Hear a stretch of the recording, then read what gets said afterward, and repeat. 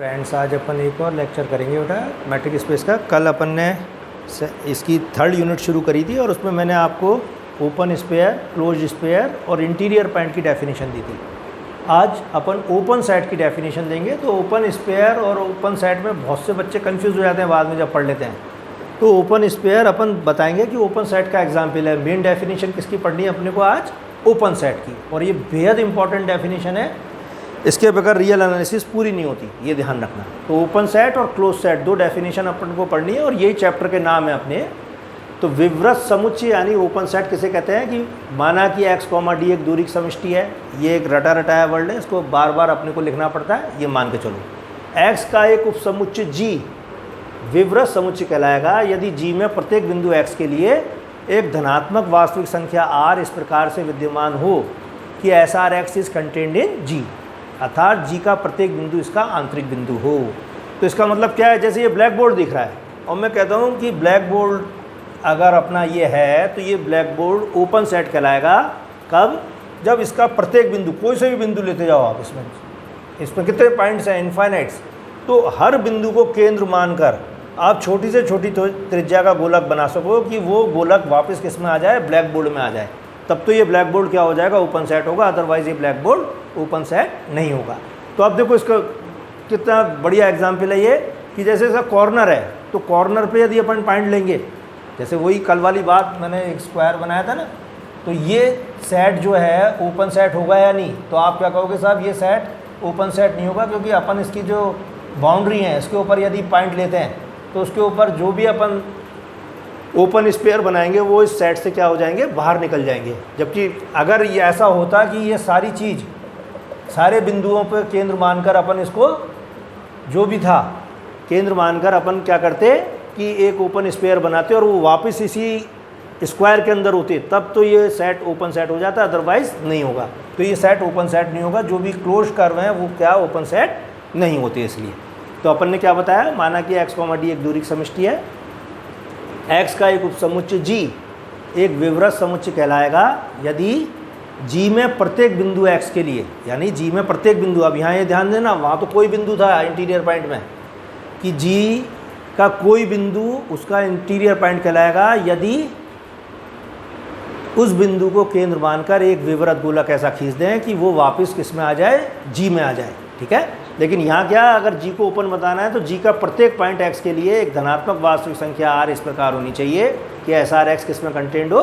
g में, अर्थात g का प्रत्येक बिंदु इसका क्या हो? आंतरिक बिंदु हो। तो g जो है ओपन सेट कहलाएगा। तो कोई भी सेट ओपन सेट कब होगा? आपसे कोई पूछे तो आप कहोगे साहब कोई भी सेट ओपन सेट तब होगा जब उसका प्रत्येक बिंदु उसका आंतरिक बिंदु होगा। और उसका प्रत्येक बिंदु उसका आंतरिक बिंदु कब होगा? कि उस बिंदु को केंद्र मानकर आप एक विवृत गोलक खींच सको, चाहे जितनी छोटी त्रिज्या का हो, वो वापस उसमें किसमें होना चाहिए? उस सेट के अंदर होना चाहिए। ठीक है। अब वो ये कहता है ओपन सेट के एग्जाम्पल। तो ओपन सेट का पहला एग्जाम्पल वो क्या कह रहा है? जैसे x क्या है? ब्रह्मांड। ठीक है। तो ब्रह्मांड जो है ओपन सेट का एग्जाम्पल होता है। कैसे होता है वो? कि उसको लिखेंगे किसी दूरी की समष्टि में, किसी दूरी की समष्टि x, d में x विवृत समुच्चय है। ठीक है। समुच्चय, अब वो कहता है समुच्चय x का कोई सा भी बिंदु ले लो, मतलब प्रत्येक बिंदु ले लो, ब्रह्मांड का कोई भी बिंदु लो और उसको केंद्र मानकर आप कोई भी गोलक खींचोगे तो वापस किस में आएगा? वो ब्रह्मांड में आएगा। इसलिए x जो होता है हमेशा क्या होता है? विवृत समुच्चय होता है। तो समुच्चय x के, आप क्या आंसर दोगे? समुच्चय x के किसी भी बिंदु को, किसी भी बिंदु को केंद्र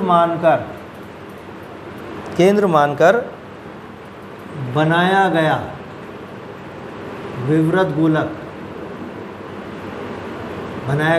गोलक सदैव x में अंतर्विष्ट होता है। अतः प्रत्येक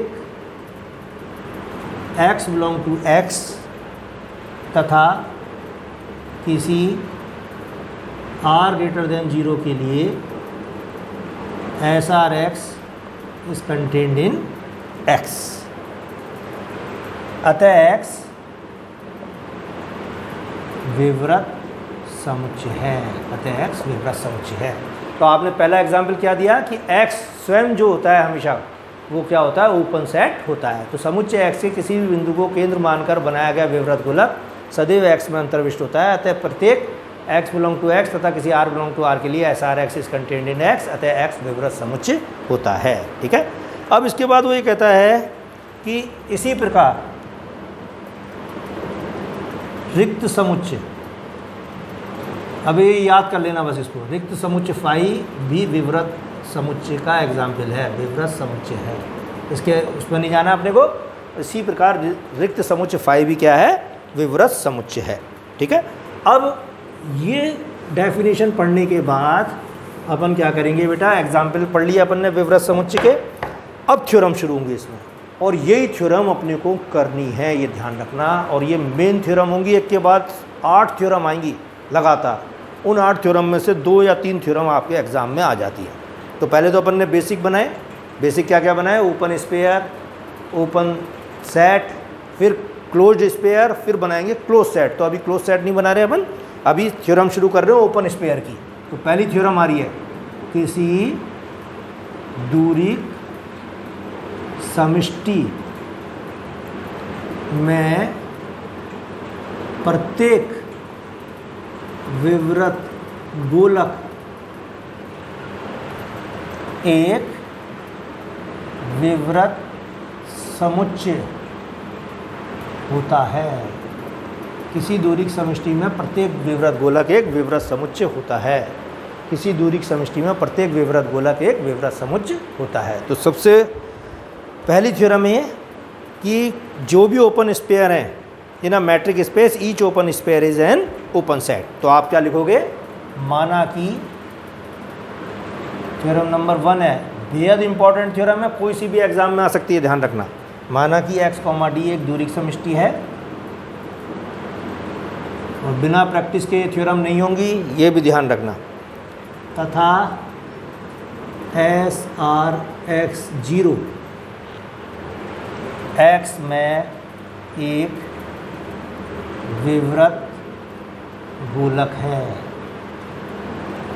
क्या कि माना कि x, d एक दूरी की समष्टि है तथा एस आर एक्स 0 x में एक विवृत गोलक है। हमें सिद्ध करना है, हमें सिद्ध करना है कि एस आर एक्स 0 एक विवृत समुच्चय है।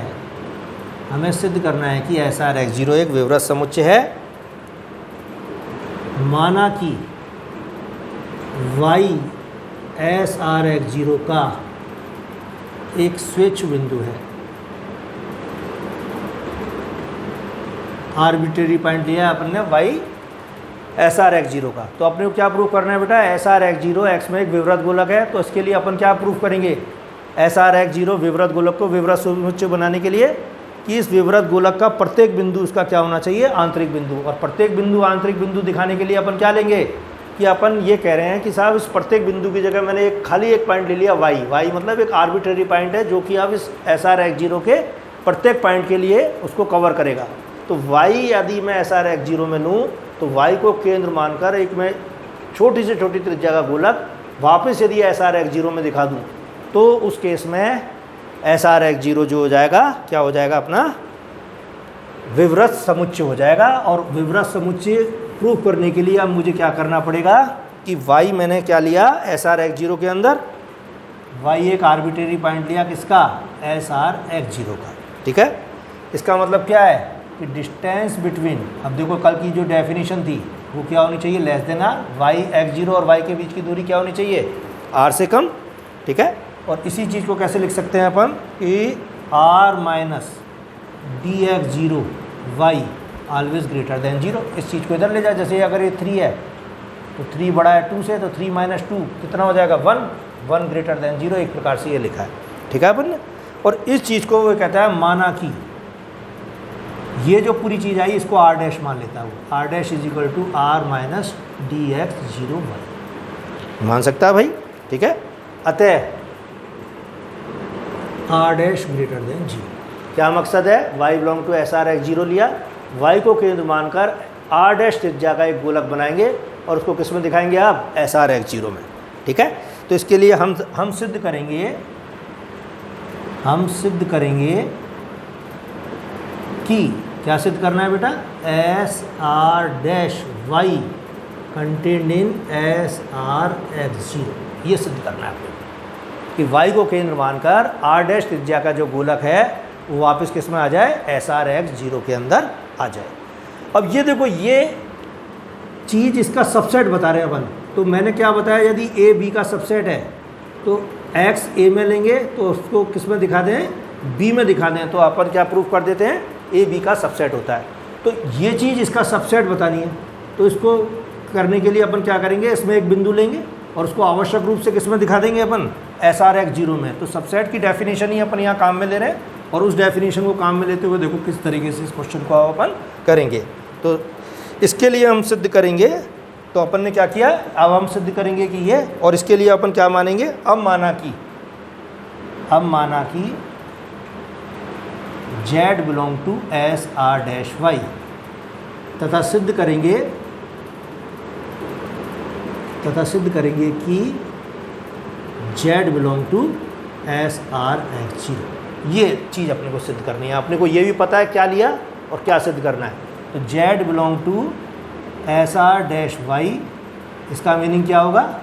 पहले ये देखो, तब अपन क्या लिखेंगे? y और z के बीच की दूरी किससे कम हो जाएगी? r डैश से।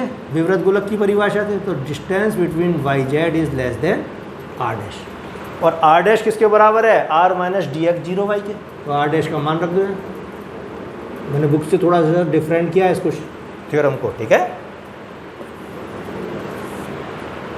अब डी एक्स जीरो वाई उठा के इधर लिया, तो d x zero y plus d y z less than क्या हो जाएगा?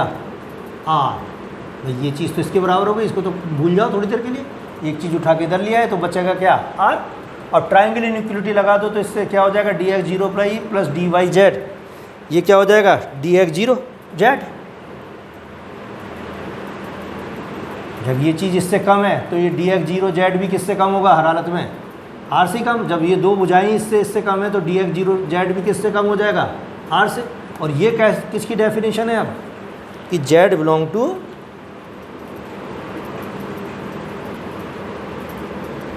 ये डेफिनेशन। अब देखो उल्टा चलो, अगर भूल जाओ ना थ्योरम को, तो x जीरो अपने को सिद्ध ये करना है।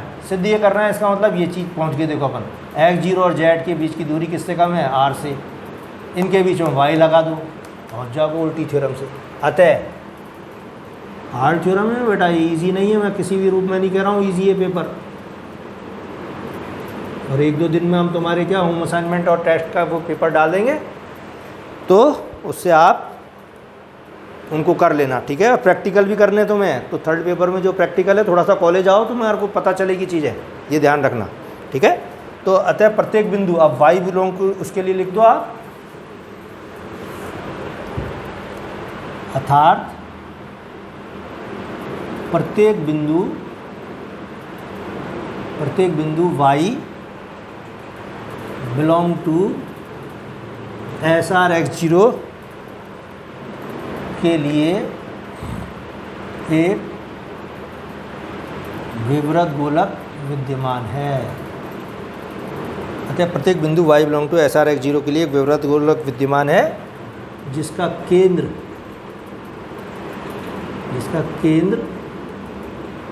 y है, जो एस आर एक्स जीरो में अंतर्विष्ट है। अतः एस आर एक्स जीरो एक विवृत समुच्चय है, अतः एस आर एक्स जीरो एक विवृत समुच्चय है। तो ये पहली थ्योरम हुई है तुम्हारी, जो तुमने देख लिया इसकी ग्रेविटी की। भाई थ्योरम है आसान नहीं है, करनी तो पड़ेंगी अपने को, चाहे रो के करो चाहे हंस के करो, ये ध्यान रखो। ठीक है, अब इसके बाद और दो थ्योरम आती हैं इसमें। वो कहता है भाई अब बहुत सारे ओपन सेट लो, उन ओपन सेट का यूनियन क्या होगा, उन ओपन सेट का इंटरसेक्शन क्या होगा, तो वो उसके बारे में बात करेगा। तो अपन अब कल जो 2 थ्योरम करेंगे वो यही करेंगे कि union of open set is again open set, but union of open set in infinite number may be open और नॉट। तो ये 2 थ्योरम अपने को कल करनी है। तो उसके लिए देखो किस तरीके से अपन करेंगे, ये है।